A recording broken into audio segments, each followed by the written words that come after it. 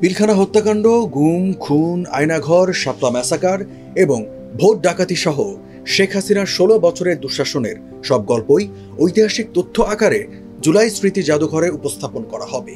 ২০ September রাষ্ট্রীয় অতিথি ভবন যমুনায় এক বৈঠকে জাদুঘর নির্মাণ কর্তৃপক্ষ প্রধান উপদেষ্টা ডক্টর মোহাম্মদ ইউনূসকে এই তথ্য জানান। বৈঠকে সংস্কৃতি বিষয়ক উপদেষ্টা মোস্তফা সরোয়ার ফারুকী প্রধান উপদেষ্টাকে জানান ৩১ অক্টোবরের মধ্যে এই জাদুঘরের নির্মাণ কাজ শেষ হবে, নভেম্বরের প্রথম সপ্তাহে উদ্বোধন সম্ভব হবে বলেও জানান তিনি। উপদেষ্টা বলেন, আমরা হাসিনার দুঃশাসনের চিত্রগুলো এই জাদুঘরে প্রদর্শনের জন্য কিউরেট করছি, যাতে ১৬ বছরের ফ্যাসিজমের ইতিহাস জীবন্ত থাকে সরকারি গণভবন থেকে আসা নির্দেশনা অনুযায়ী পরিচালিত সব অত্যাচারের এবং নৃশংসতার ইতিহাস।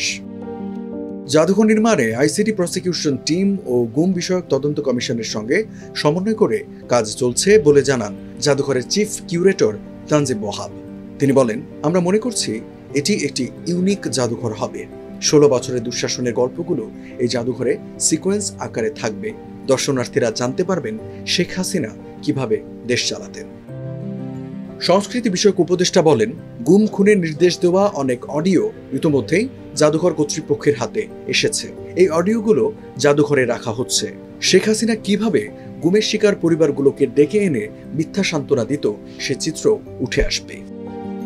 প্রধান উপদেষ্টা জাদুঘর নির্মাণের সঙ্গে সংশ্লিষ্ট সবাইকে ধন্যবাদ জানিয়ে বলেন, জাদুঘরে যারা আসবেন তারা ৫ আগস্ট গণভবনে জনতার ঢলকে অনুভব করবেন।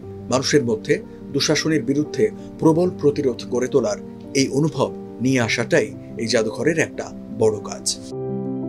এছাড়াও জাদুঘরে একটা স্ক্রিনিং সেন্টার থাকবে, যেখানে জুলাই ও ১৬ বছরের দুঃশাসন নিয়ে ডকুমেন্টারি প্রদর্শনের ব্যবস্থা থাকবে।